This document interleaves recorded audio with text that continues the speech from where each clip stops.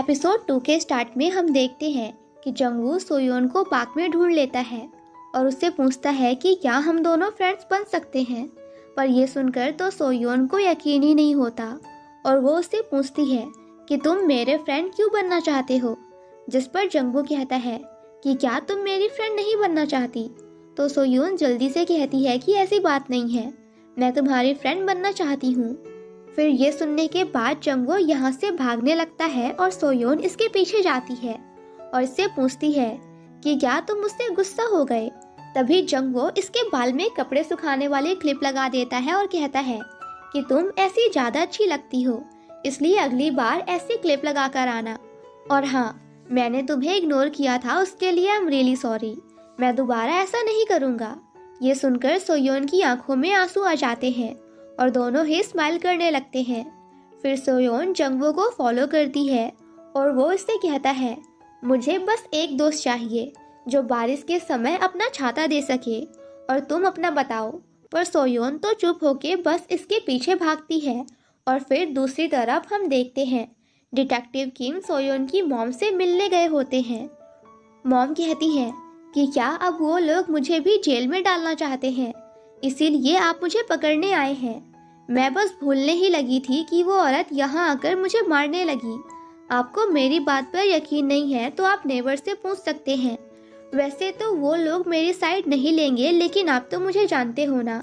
ये सब बोलते हुए सोयोन की मॉम बहुत ज़्यादा रोने लगती हैं।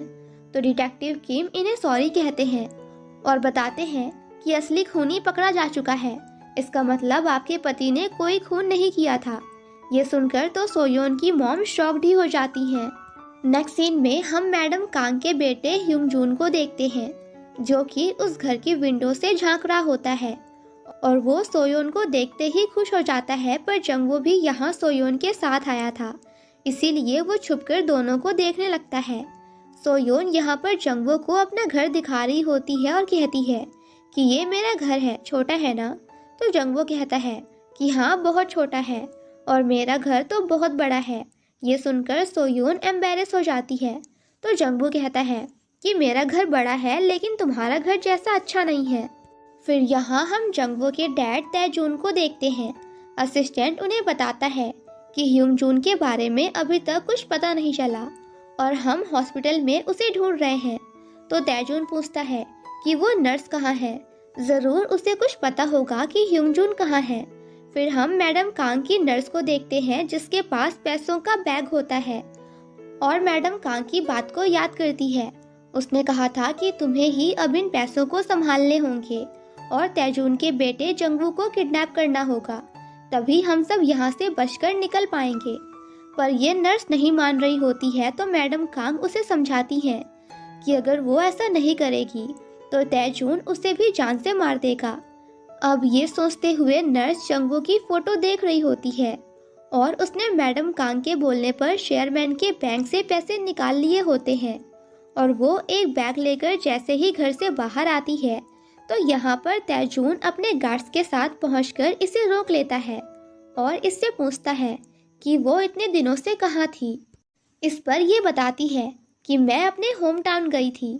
तो तैजून इसे कहता है कि उस औरत ने मेरे डैड के दिए हुए पैसे चुराए हैं जो कि मेरे हैं और वो तुमसे ही बहुत नज़दीक है, तो तुम पता लगाओ कि आखिर वो पैसे कहाँ हैं।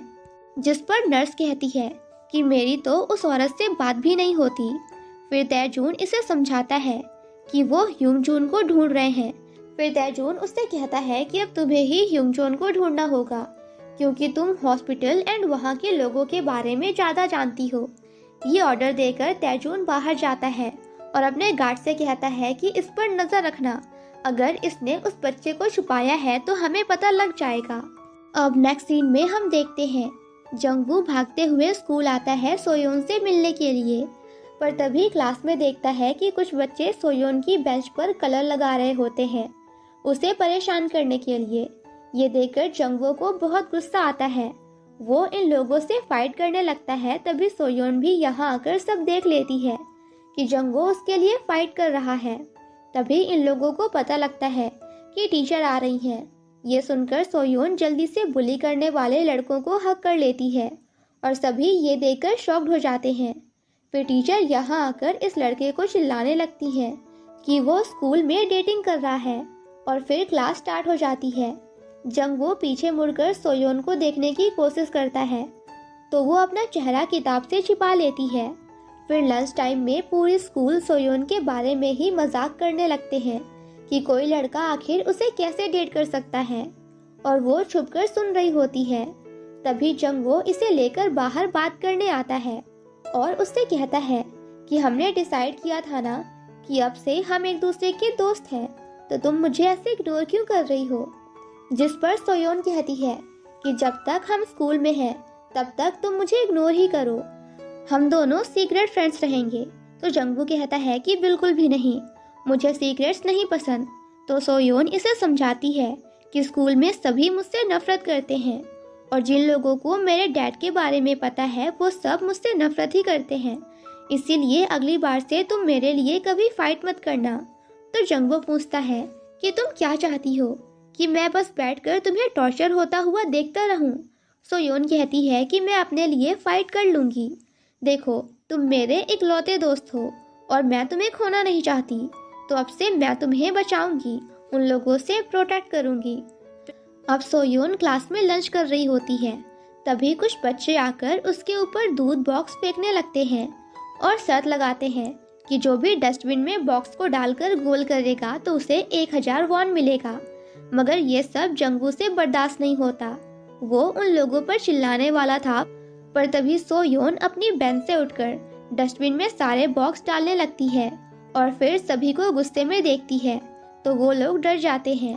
ये देखकर जंगवू खुश हो जाता है और वो एक बॉक्स को डस्टबिन में फेंककर गोल कर लेता है और उस लड़के से पैसे लेकर यहाँ से जाते हुए सोयोन से पूछने लगता है कि क्या तुम भी मेरे साथ स्नैक्स खाने चलोगी। ये सुनकर तो सोयोन शॉक्ड ही हो जाती है। फिर हम देखते हैं कि स्कूल के सभी बच्चे सोयोन और जंगवू को देखकर बातें करने लगते हैं कि ये लड़का आखिर उस नंबर 27 को डेट कैसे कर सकता है। और यहाँ सोयोन जंगवू से पूछती है कि आखिर तुमने ऐसा क्यों किया, मैंने बोला था ना कि हम सीक्रेट दोस्त रहेंगे। तो जंगवू कहता है कि मैंने भी तो बोला था कि मुझे सीक्रेट्स पसंद नहीं। तो वो कहती है कि अब ये लोग मेरे साथ तुम्हें भी बुली करेंगे। तभी एक स्टूडेंट्स इन दोनों के ऊपर डस्टबिन का सारा कचरा गिरा देता है। फिर जंगवू सोयोन को समझाता है कि तुम्हारे पास अब मेरे जैसा दोस्त है, इसीलिए अब तुम्हें सर झुकाने की जरूरत नहीं, तुम अपना सर ऊपर रखो, नहीं तो मैं तुम्हें सच में इग्नोर करूंगा। ये सुनकर सोयोन भी सर उठाकर जूस पीने लगती है और फिर दोनों हंसने लगते हैं। घर जाते हुए सोयोन गुस्सा होती है तो जंगवू पूछता है कि अब मैं तुमसे ज्यादा फेमस हो गया हूँ, इसीलिए तुम जेलस हो रही हो ना। तो वो कहती है कि आखिर तुम ऐसे मजाक कैसे कर सकते हो, बताओ अब मैं तुम्हारा क्या करूँ। तो वो कहता है कि मेरे पीछे से ये सारे नोट्स निकाल दो। सोयोन गुस्सा होकर कहती है कि देखो, वो लोग तुम्हारे साथ भी यही कर रहे हैं, पर जंगवू को कोई फर्क नहीं पड़ता और वो हंसता रहता है। इतने में ये दोनों देखते हैं कि ह्यूंगजून जिस घर में है उस घर में आग लग गई है। ये देखकर सोयोन जंगवू को बताती है कि इस घर में एक बच्चा है, हमें उसे बचाना होगा। और फिर दोनों दरवाजे को तोड़ने लगते हैं। जंगवू के हाथ में चोट भी लग जाती है, फिर भी ताला तोड़कर ये लोग ह्यूंगजून को बाहर निकाल लेते हैं। पर वो तो यहाँ से तुरंत भागने लगता है क्योंकि उसके पैर में पहले से ही चोट लगी थी, इसीलिए वो ज्यादा दर्द सह नहीं पाता। और सोयोन और जंगवू जल्दी से इसे हॉस्पिटल लेकर जाते हैं, जहां डॉक्टर बताते हैं कि इसे बहुत ज़्यादा चोट लगी है जिसके लिए सर्जरी करनी पड़ेगी, इसीलिए अपने पेरेंट्स को बुलाकर लाओ। तो जंगवू अपनी स्टेप मॉम को कॉल करके उन्हें प्लीज करता है कि आप यहाँ आ जाइए, पर वो मान ही नहीं रही होती। तभी जंगवू के डैड फोन लेकर जंगवू से पूछने लगते हैं कि क्या हुआ। तो जंगवू को बताना पड़ता है कि मेरे एक दोस्त के घर में आग लग गई थी और उसी घर के एक छोटे बच्चे को चोट आई है। ये सुनकर जंगवू के डैड कहते हैं कि मैं किसी को भेजता हूँ, और फिर कॉल रखने के बाद उसकी स्टेप मॉम को चिल्लाने लगते हैं कि तुम भूलो मत कि तुम बस मेरी नाम की वाइफ हो, मैंने तुमसे शादी सिर्फ इसलिए की ताकि तुम जंगवू का ख्याल रख सको। फिर नेक्स्ट सीन में हम नर्स को देखते हैं। एक लेडी उसे कॉल करके बता देती है कि उसके घर में आग लग गई थी और उस घर में जो बच्चा था वो मर्डर की बेटी के साथ हॉस्पिटल गया है। ये सुनकर नर्स तुरंत यहाँ से भागकर जाने की कोशिश करती है, पर देखती है कि हर जगह तैजून ने गार्ड्स को उस पर नजर रखने के लिए खड़ा किया है, पर ये कैसे भी करके पीछे वाले रास्ते से बाहर आ जाती है। और फिर वो जैसे ही हॉस्पिटल के बाहर पहुंचती है तो ये यहाँ जंगवू को देखकर वही फोटो याद करती है कि यही तैजून का बेटा है जिसे इसे किडनैप करना है। जंगवून यहाँ सोयून को एक लॉकेट देकर बताता है कि ये उसी बच्चे का है। फिर इसके बाद जब ह्यूंगजोन को होश आता है तो वो अपना लॉकेट ढूंढने लगता है जो कि उसकी मॉम ने उसे दिया था। तभी सोयून लॉकेट उसे दे देती है और ह्यूंगजोन उससे कहता है कि मैं कोई लड़की नहीं हूँ।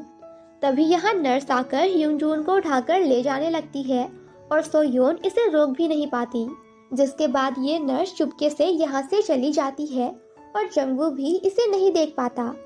फिर सोयून उसे रोकने के लिए उसके कार के पीछे भागने लगती है और जंगवू उसके पीछे।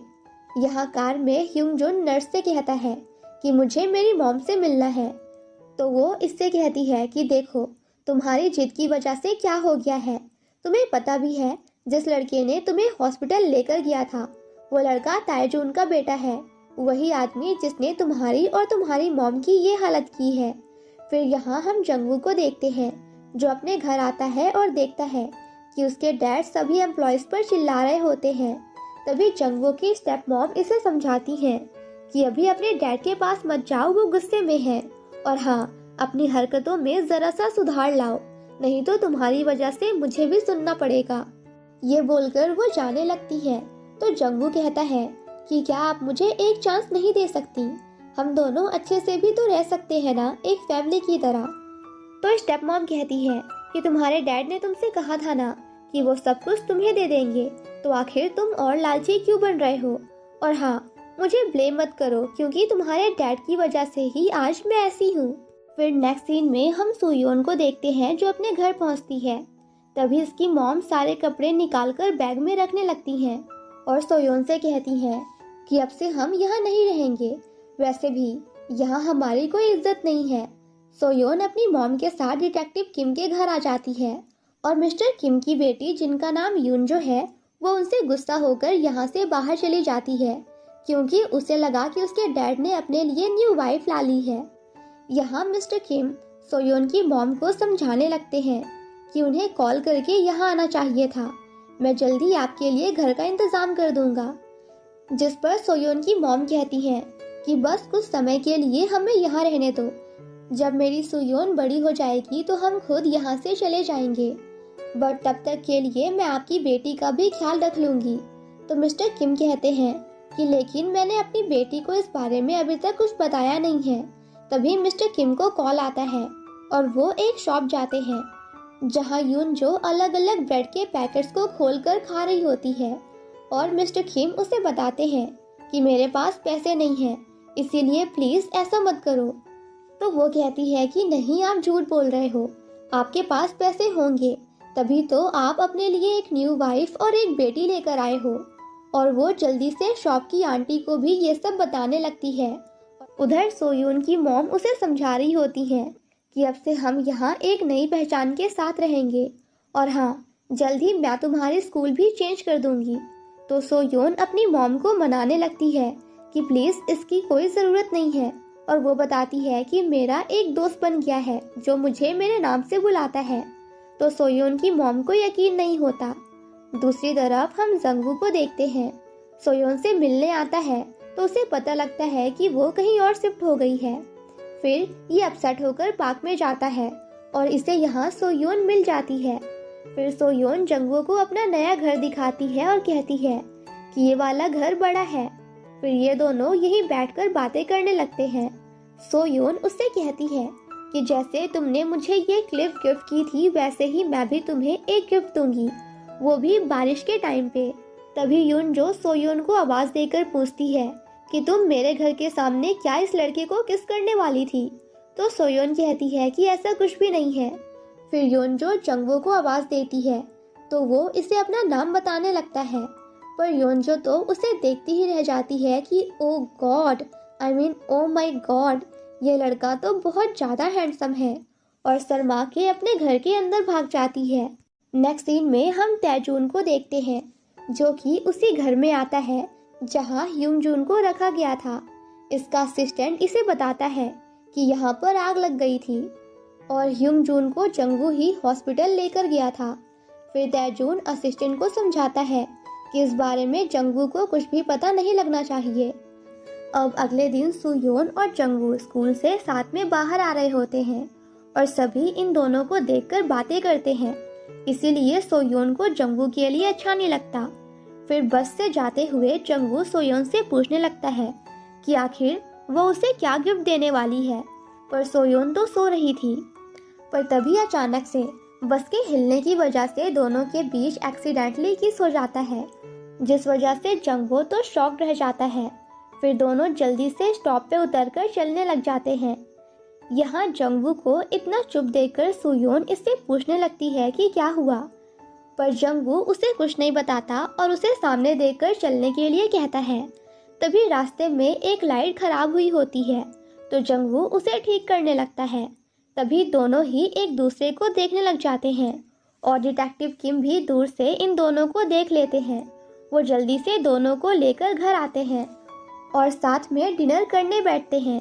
यहाँ सुयोन की मॉम जंगवू से पूछती हैं कि क्या तुम ही सुयोन की वो दोस्त हो जिसकी वो हर समय बात करती रहती है। और यहाँ डिनर करते हुए जंगवू सुयोन को देखकर स्माइल कर रहा होता है। तो mister Kim as a typical dad इसके कान पकड़कर इसे बाहर ले जाते हैं और वो जंगवू को फाइटिंग सिखाने लगते हैं। और सोयोन और यूनजो भी बाहर बैठकर ये सब देख रही होती हैं। यूनजो सोयोन से कहती है कि क्या तुम उसे पसंद करती हो, तो सोयून यहाँ पर मान लेती है कि हाँ मैं उसे पसंद करती हूँ, पर शायद वो बस मुझ पे तरस खाता है और कुछ नहीं। ये सुनकर यूनजो कहती है कि ऐसा मत बोलो और अपने अंदर कॉन्फिडेंस लाओ। तभी यहाँ सोयोन की मॉम आकर उसकी तारीफ करती हैं कि वो आज बहुत अच्छी लग रही है और वो उसे भी सभी के साथ खेलने भेजती हैं। जिसके बाद डिटेक्टिव किम तीनों बच्चों के साथ खेलने लगते हैं और इसी के साथ एपिसोड 2 यहीं पे खत्म हो जाता है। गाइस ट्रस्ट मी, ये ड्रामा बहुत अच्छा है, बस आप देखते जाओ। तो एपिसोड 3 जल्दी आ जाएगा, जिसके लिए stay tune. Thank you so much for watching my explanation. Stay safe and healthy. Bye bye.